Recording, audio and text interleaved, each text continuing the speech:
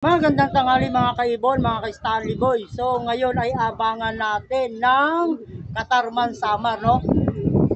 Sa FPR lang po yan, no, mga kaibon, mga ka-Stanley Boy. Bali ang mga kalapati nga pala natin ay nirelease ng 6:50 ng umaga sa Katarman Samar.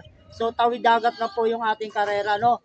So abangan natin kung sino ang makakapag-pluck sa ibon na inilod ko na apat. Si Red Checkered, si Blue Check, si Checkered Red Feather at saka si Bunso. Bali, apat na lang ang natira sa ibon ko, no, sa simula't simula na i-training natin. Nawala yung dalawa, si Light Checkered at saka si Dirty Checkered. So bali, apat na lang sila ng inilod natin sila ng Katarman Samar. So, yun ngayon mga kaibon, araw ng karera ngayon. Kaya, abangan na natin. Sa FPR lang po yan. Tara, time check tayo.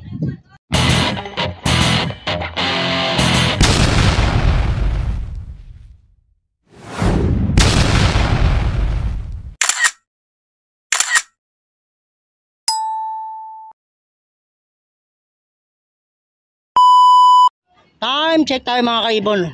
Ayan, no? 12:20, no? Na po ng tanghali. Ayan po ang ating panahon. Dito, ayan yung ating haring araw. Napaka init ng ating panahon at medyo may kulimlim man. Pero mainit pa rin ang lamang dito sa ating karera ngayon sa araw ng linggo na ito, no?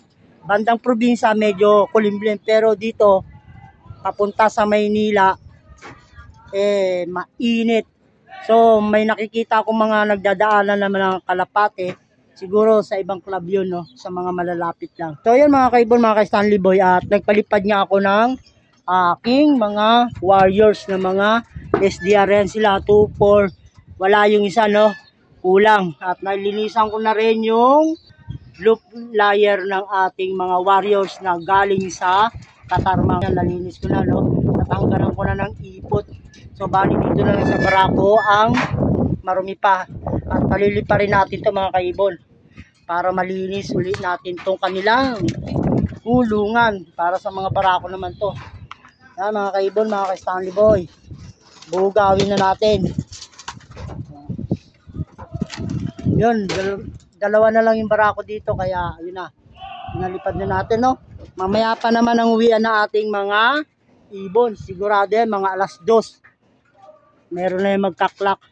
So yan, maglilinis lang ako at after natin maglinis mag-aabang na tayo ng ating kalapate. Time check ulit tayo, yan, no? 12:23. So maglilinis muna ako mga kaibon, mga ka-Stanley Boy. Time check mga kaibon, mga Stanley Boy, no? Ayan, no? 2:00 na, oh. Ayan, at may nakapag-clock na, no? Yung mga team tramo, ang bibilis ng mga ibon. Ayan, no? Halos walang kalapating dumadaan. Congrats kay Raymond Asur, kay Bernas, kay Julius Pacheco, tatlo sila nasa top. Ayan mga kaibon, no? To may pabalik na, oh. Yun, oh. Pabalik na. Grabe, bibilis ng kalapati nila. Abang-abang lang tayo mga kaibon, ano? Ayun mga kaibon, ano? Nagtatamasa ngayon yung team tramo. Bali ang bibilis ng mga kalapati ngayon sa team tramo, no? Bumawi sila kaysa yung nakaraang taon. At sana tuloy-tuloy yung pagtatamasa hanggang sa dulo ng karera, no? Bali 4th lap na ngayon, Katarman Samar. So tayo wala pang pauwi. Sigurado yan maya-maya nandyan na rin yung ating mga kalapati. Apat yung niload natin. So abang-abang lang tayo mga kaibon, mga ka-Stanley Boy, sa apat nating mga kalapati na niload. At baka merong isa dyan sumuba sa hangin. So tara, abang!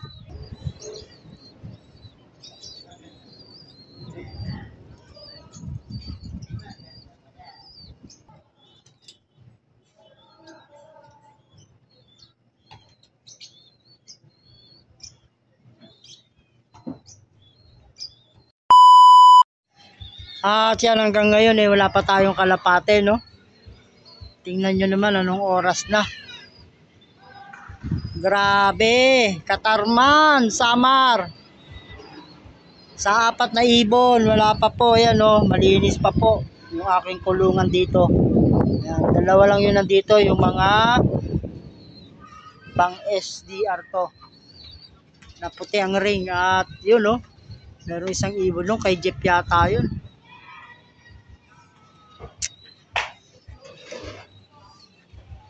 Yan na yung araw, nasa kanluran na. Nasa kanluran na yung araw. Ito may isa yan, no? Kay Nuno kaya yan, no? Hirap na sumuba sa hangin. Yan, no? Bumalik. May napansin ako, mga ka-Stanley Boy, mga ka-Ibon, no? Kalapati ko. Time check. 4:06. Si Checkered White Feather, mga ka-Ibon. Nandito. Ayun, si Checkered White Feather, oh. Ayun siya, oh. Mga ka-Ibon, live kong ibon. Nandito si Checkered White Feather. Galing ng Katarman.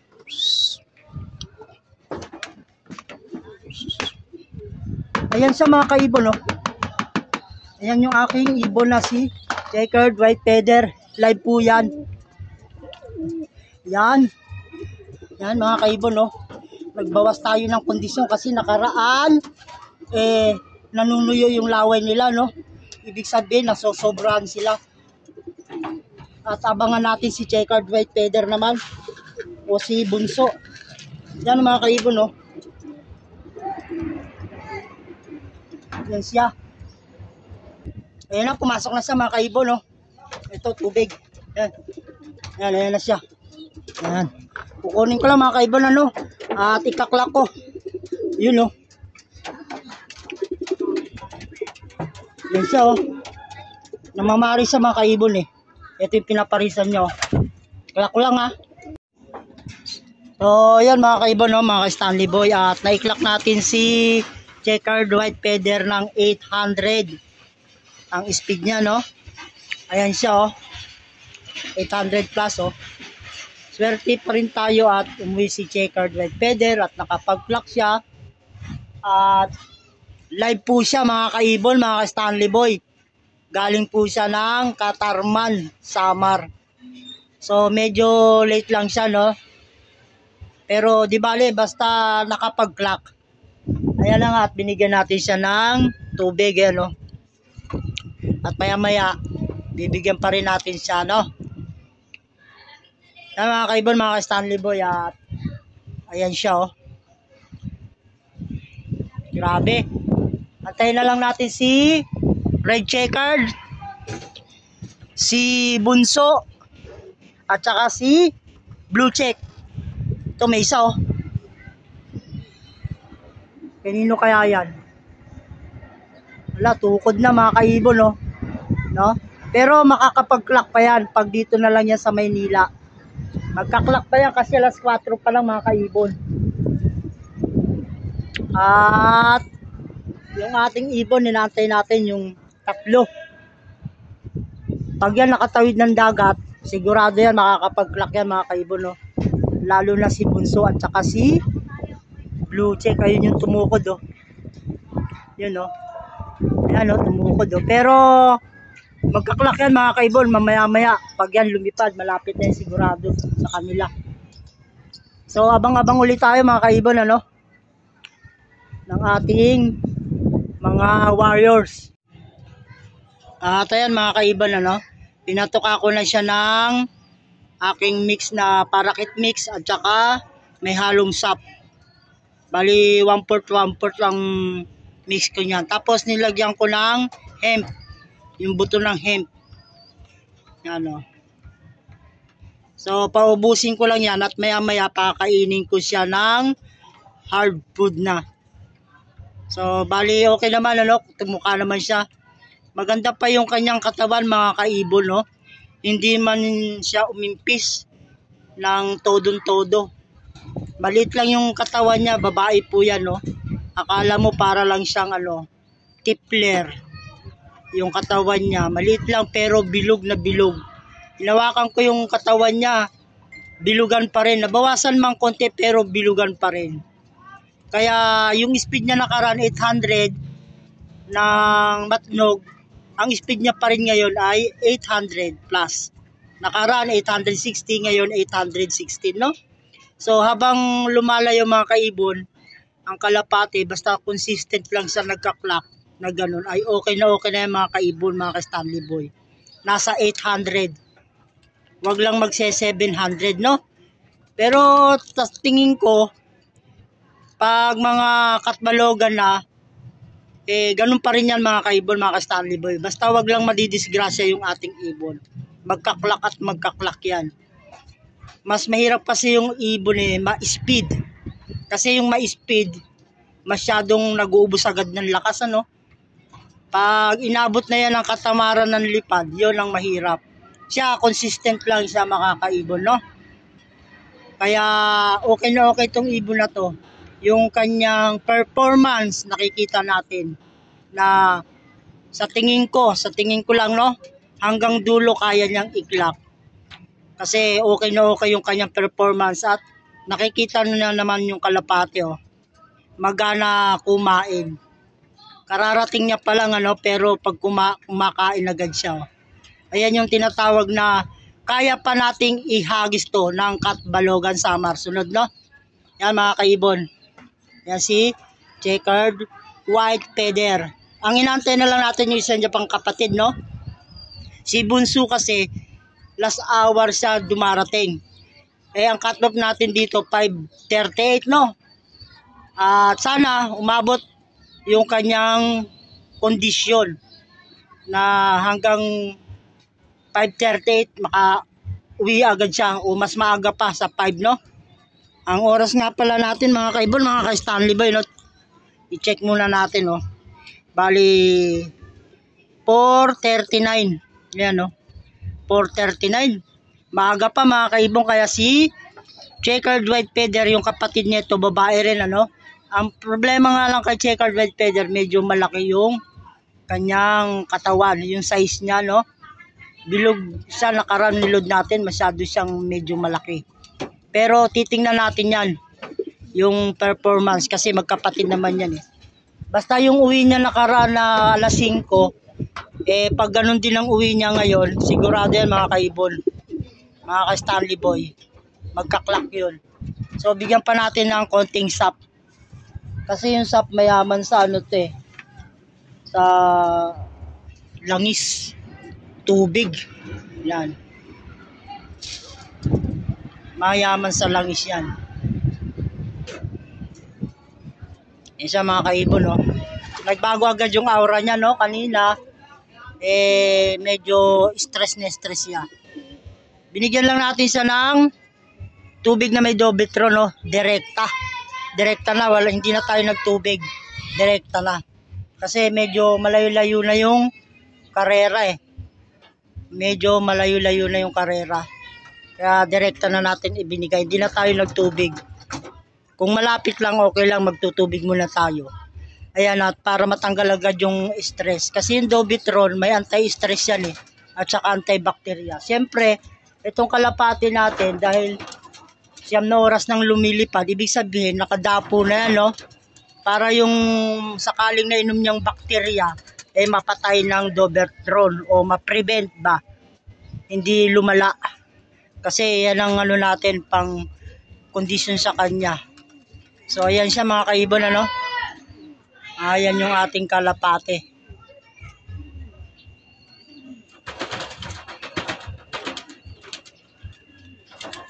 Namamaris po siya.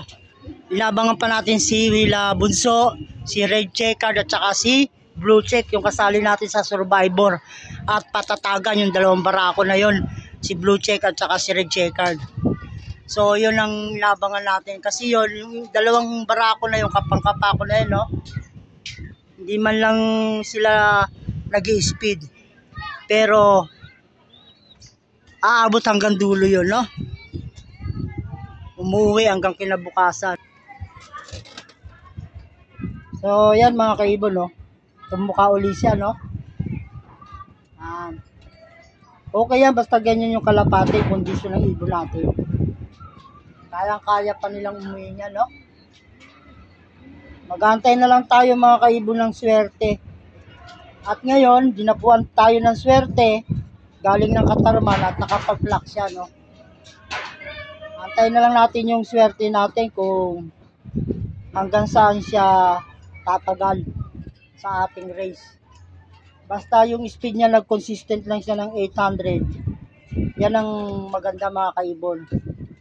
Maganda yan, 800 kasi nakaraan 860 at ngayon 880. Maganda yan ganyang mga clocking sa lahat ng karera, yung mga nasa 800 na magandang clocking. Dalawang sunod na isang 800 eh. Titingnan natin yung katbalogan nito mga kaibon, ano? So, yan, no? Wala pa yung ating tatlong kalapate. Yan mga kaibon, at nakapag-clock tayo ng isang kalapate, no? Sa Katarman, Samar. Si Checkered White Feather live po siya mga kaibon. So, inabangan na lang natin yung tatlo. Si Red Checkered, si Bunso at saka si Blue Check. So, time check tayo. Ayan mga kaibon, no? 28 minutes na lang makaka-cut off na tayo dahil 5:10 na. So, ang cut off natin ay 5:38. So, wala pa rin yung ating tatlong ibon, no? Si Bunso, hindi natin ngayon na makauwi ng mas maga kasi nakaraan mga ganitong oras siya umuwi. So, abangan na lang natin. Baka maya-maya dumating pa siya. Si Bunso. Time check mga kaibon, mga ka-Stanley Boy. So, yun. Cut off na tayo at 5:39 na. Yan, no? 5:39 na mga kaibon, ano? Bali, hindi dumating yung ating ibon na tatlo ngayong araw na to ng linggo, no? Galing ng Katarman, Samar. Ang nakauwi lang ngayong araw na to ay walang iba kundi si Checkered White Feather.